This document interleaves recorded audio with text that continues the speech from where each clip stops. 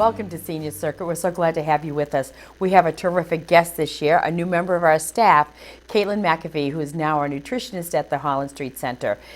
Welcome, Caitlin. So Thank good you. to have you. Thank you for having me. So Caitlin is, as I said, is brand new to our staff. We've been here about 3 months? About 3 Just months, 3 yeah. months, so we can still call you new. Caitlin, tell us a little bit about yourself. My background's actually in geriatric social work. I worked in New York City doing direct practice with seniors in the community, and I have now switched gears and I'm back in school getting my master's in nutrition, and I'm finishing up to become a registered dietitian. And you have a little bit of mental health background. I do. I was the mental health specialist at the community organization that I worked with in New York, and so I kind of had a little tie between mental health and nutrition and kind of the importance of having a well-balanced diet and how that has an impact on your overall mental health and well-being. Which is what we're going to focus on this year is because we do feel like there's an impact between nutrition and mental health, and are you getting enough nutrition, and what kind of diet are you on, and those are jockeying with their weight up and down. So there's a whole lot of answers to the questions that we're going to be posing to you this year. So we look forward to really working in that time frame. So Caitlin, tell me a little bit about what kind of classes you hold up at Holland Street. Yeah, so perfect. So every Thursday from 3 to 4 p.m., I have a nutrition class, and we talk about all kinds of different topics. Last week we were talking about the difference between organic versus conventional farming, and if there's any nutritional benefits to one or the other. And then we've talked about different dietary patterns like the Mediterranean diet, the DASH diet, and just how to pick a dietary pattern that works best for you. So we have a whole wide range, and I'm also meeting one-on-one with people to kind of talk about some nutrition interest of theirs, or if they have questions too. And in the new FY20 year, starting in July, you're going to be working with our social workers, Ashley and Natasha, to work on a diabetic program. Correct. It's going to be a diabetes support group, and so they're going to be talking about how to eat out on a diabetic diet and just some tips and tricks, and kind of working together as a team to kind of figure out what works for everyone and how to have a healthy diet when you have diabetes. And there's always an opportunity for somebody to call in and make a suggestion about what to talk about, what topics to have. We just had a great nutrition fair. Yes, You did a we great did. job. That was your first big event. It was. Tell us a little bit about that. So we had a great turnout, and it was at the Dillway Post, and it was wonderful. I did a demonstration of a meal in a mug program. So a healthy, nutritious meal that you can cook in a microwavable mug. It's about this big, and it takes a matter of minutes. So we did a demonstration of that, and it was a big success. So I have copies of different recipes up at Holland Street, and so anyone can come by and pick them up, or I'm happy to mail them out if you can't get out. And we're also going to be starting a program. Yes. It was such a success that we'll be starting a program called Cooking with Caitlin. Yes. And that we're going to be televising it, so if you're homebound, you'll be able to get some of the good tips on cooking in this mug, and we're hoping to have this mug available for everybody as well. So we're excited about that. So let's talk about nutrition and the elderly. And what types of foods should the elders be eating at this stage of their life? So what they recommend is to have a general overall kind of healthy plate, is more where we're kind of focusing on, is that each meal should have a different variety of foods. So half of your plate should be about fruits and vegetables, and to have kind of a rainbow effect of the fruits and vegetables. And then to have a lean protein, skinless chicken or a fatty fish, so some heart healthy fat in there, and then a little bit of dairy if you're doing dairy products, and a little bit of whole grains. So it's just kind of a whole wide range, and to focus on hydrating up as well. So some waters, some sugar-free or no sugar added juices if you're wanting that instead, or an unsweetened tea. You can do that as well, just to stay hydrated throughout the day. So I'm going to pick apart some of the things you just said. One of the things is, let's talk about what a rainbow of vegetables mean. Yeah, perfect. So you've got so it's not just sticking to one color of the food group. So if you're doing like broccoli and green beans and dark leafy green vegetables, all are wonderful and so healthy, but you can kind of mix it up, and you can add a squash or a dark leafy green, a carrot, cauliflower, just to see kind of the whole rainbow effect. And if you're doing some berries, to do a mixed berry, so you could do like a raspberry, a blackberry, strawberry, and kind of mix up the different colors. So kind of rainbows, you can get different nutrients from each fruit and vegetable. And is there correlation between appearance and your palate? Absolutely. If you're looking at a whole plate and it looks good to you, you're more than likely going to eat it. Instead, if you're looking at something that you're like, oh, I don't want to eat that, I don't think you're probably going to eat it. So absolutely, make it look pretty. Mix it up. All the colors kind of are a little bit more exciting and kind of more fun to sit down and eat. And of course, we're talking about all these different things, and it should not take a long time to prepare because that's No. not what you want either. Yeah. So how long should a meal take? I mean, it depends on the person. If you're doing a microwavable mug, which is just as healthy, if you want to kind of maintain those nutrients, it's just as healthy to kind of cook those vegetables in the mug, but that meal can take 3 minutes to 8 minutes. If you're doing something on the stovetop, you can probably do it in 15-20 minutes. It shouldn't take, hours and hours on end, and there's some kind of tricks to kind of shorten your meal times. If you're not really wanting to chop a lot of vegetables, you can buy things pre-chopped. If you want to do frozen vegetables instead, they're already pre-chopped and you can kind of just separate out small amounts. Just some ways to kind of cut down your time. And these are all techniques that you'll be sharing on the cooking program. Yep, absolutely. So you also talked about whole grains. Want to talk a little bit about that? Yeah, sure. So the recommendation is to have more whole grains than refined grains. And kind of the difference between the two is that a whole grain is going to have your the bran, the germ, and the endosperm. And so you have all three parts of the seed. And so it increases the fiber content and it increases some of the nutrients and vitamins that are available in that seed. And so refined grains only have the endosperm. And so you're not getting that same nutrition value and the same fiber amounts. And so kind of if you're looking for whole grains, you can do like a whole grain oatmeal. Popcorn is usually a whole grain as well, and it's a great snack, one of my favorites. But if you're doing refined grains, you're going to see things as like white flour or even wheat flour. Surprisingly enough, if it doesn't say a whole grain wheat flour, it's not a whole grain. And so just look for that word whole, or there's now a little symbol on most of the packets that say whole grain. And so it's a good way to kind of spot them out. There's some particular grains that you would recommend besides like popcorn or things like that. It's just something that elders should be taking in for a nutrient.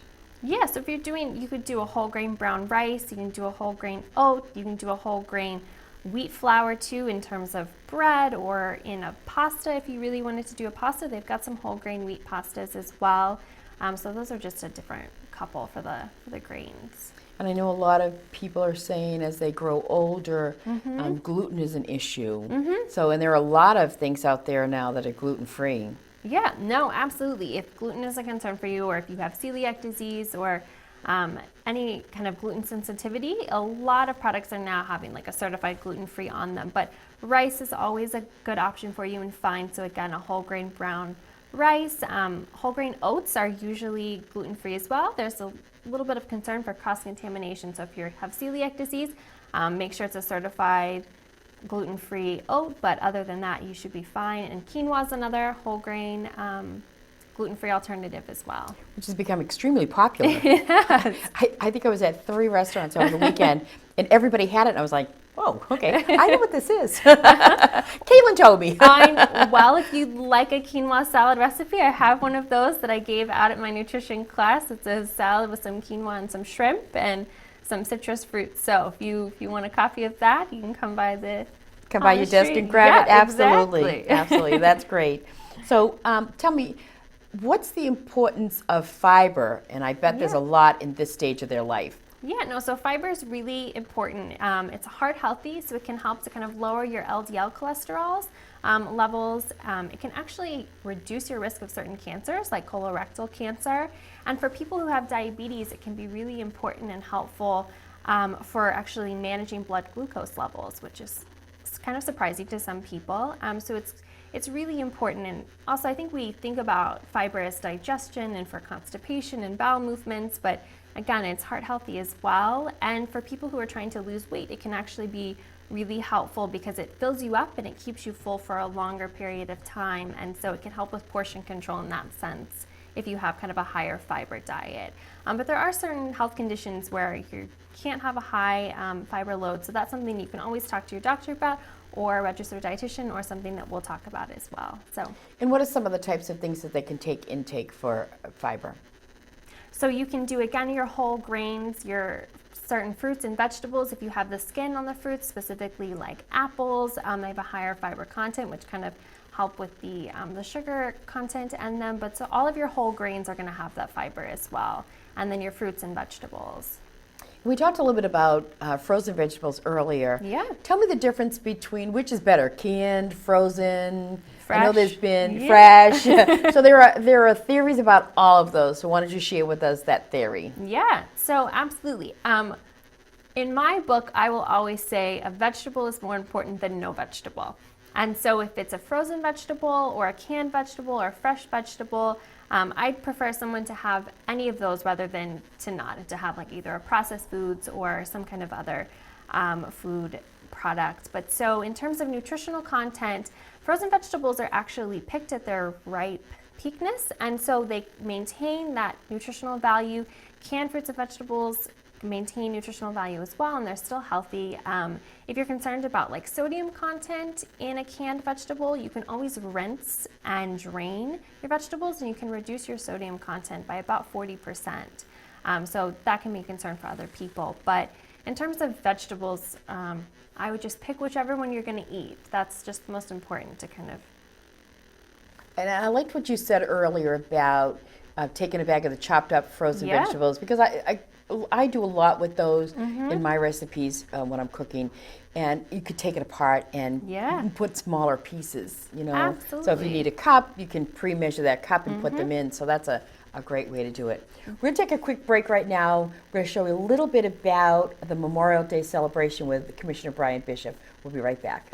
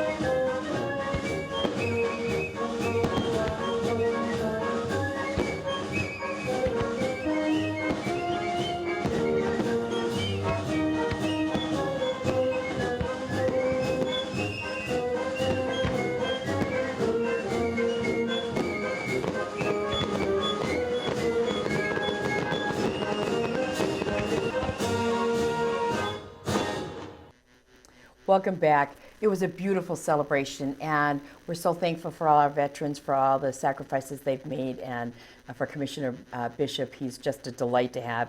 You know, he does the Moonlighters with us up at Holland Street, and come and join us. We'll be starting back up in September, and we're looking for a new name, so call us with the name if you can think of anything. We're talking with Caitlin McAfee, who is our nutritionist, and we're so thankful to have you. You've done so much already for us. But I wanted to talk about, we were just talking about vegetables, and what's the best way to cook some of those vegetables? Yeah, and that's a great question. So Because we want to keep the nutritional value, right? yes, we do. Great. Yes, we Okay. do. So you want to maintain and to keep that nutritional value. And so in terms of what's the best way, it's for blanching, steaming, or actually microwaving vegetables, it kind of maintains the most nutrients, but roasting for short periods of time is fine as well. Boiling is where you'll see the most nutritional loss. And so if you like to boil your vegetables, completely fine, but maybe save that water, those vegetable juices, and use it for a broth, and so you can still kind of consume it and maintain all of those nutritional benefits. And again, but if you're going to say boiling's the only way I like to eat my vegetables, and so I'd rather boil than not eat, I prefer you to boil them. You're still going to get that nutritional value. So again, it's really just kind of eating those vegetables instead of not eating the vegetables. But in terms of maintaining those nutritional value, blanching, steaming, and microwaving is actually keeps them in the most. And let's talk a little bit about the boiling piece of it, but then keeping the sort of like the broth. Yeah. So would you just pour that back over? Yeah, you could absolutely pour it back over, add some seasoning, some spices, and make it into a soup if you wanted to. Add some chicken, and you can make it into a stew or a soup, and kind of keep all of those waters and juices. And you, the other thing is blanching it, make it. And sometimes people say, I don't, you know, that we go out to a restaurant or something, they'll have their vegetables al dente. A lot of people don't like that. Is there a nutritional value for having it that way instead of really boiling it so it's very soft and tender?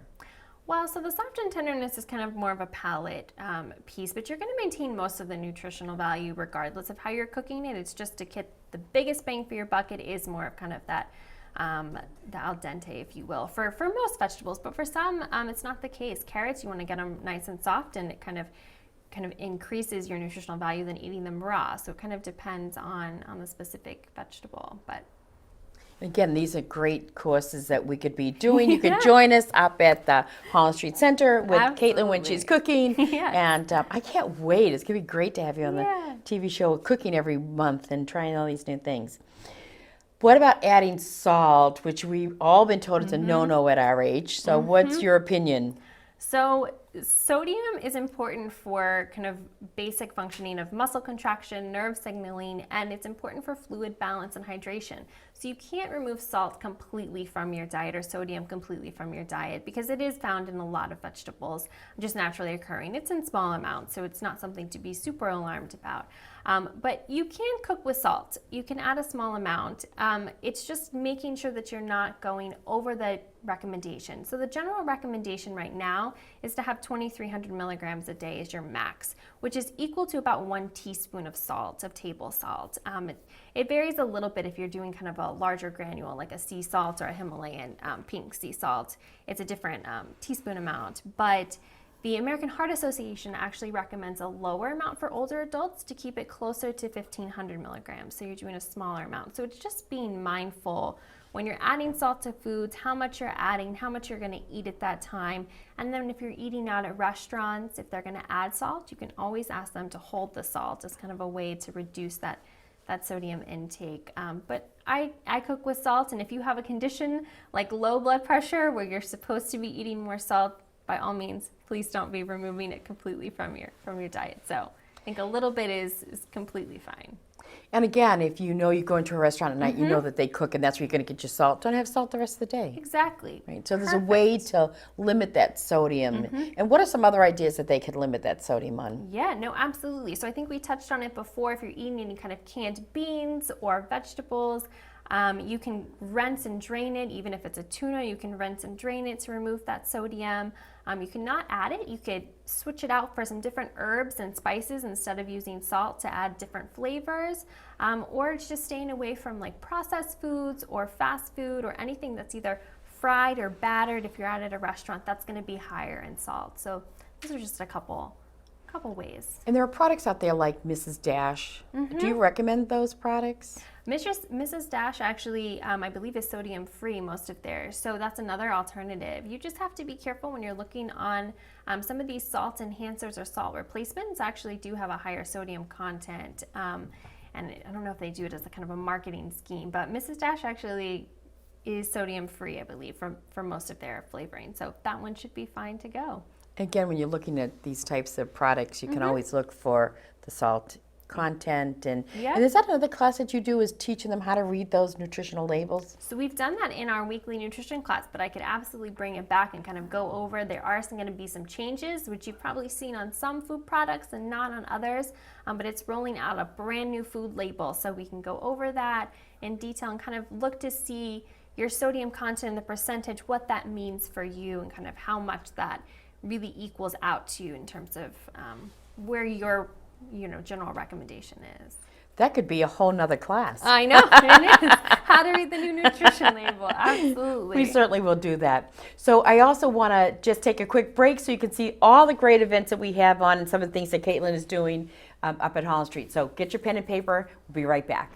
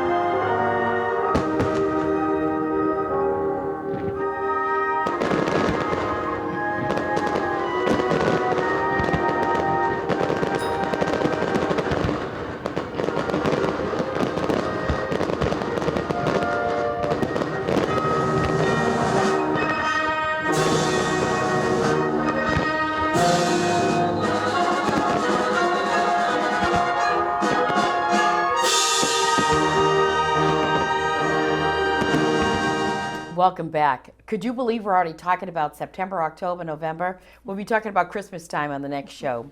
But we're here again with Caitlin, who's our nutritionist at Holland Street, and she does go to the other two centers. But Caitlin, thank you so much for being here and sharing some great information. You've talked so much about a lot of really healthy eating points, and we're glad to have you.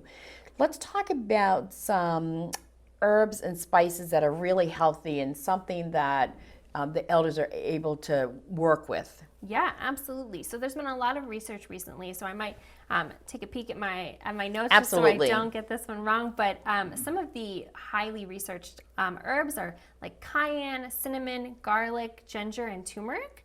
Cayenne is they're actually looking at it to help with pain relief for individuals with arthritis or for anyone who has any nerve damage related to diabetes. So kind of interesting there. And cinnamon is heart healthy and can help with regulating blood sugar levels. So if you have diabetes and want to season up, an oatmeal and breakfast, add a little cinnamon add a little sweetness to it.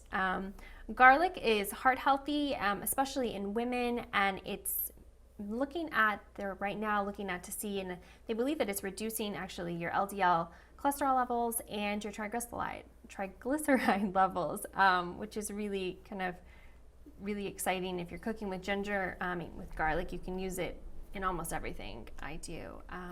And then ginger, I think, has been known for a while to help with symptoms of nausea and vomiting, but they've really seen that to be beneficial.